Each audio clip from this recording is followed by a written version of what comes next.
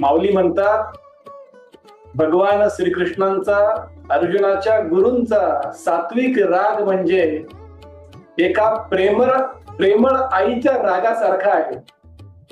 आईचा राग कसा असतो, तर तो फक्त जिभेपुरता मर्यादित असतो.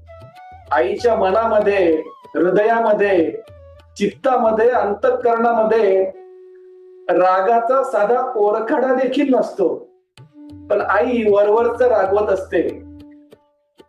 अशाच प्रकारची गुरुमाऊली सद्गुरु राय अर्जुनाला कुरुक्षेत्राच्या युद्धभूमीवर रागवत असतात, असे संत ज्ञानेश्वर माऊली म्हणतात. सद्गुरु श्री कृष्ण अर्जुनाला कसे रागवतात? माऊली म्हणतात,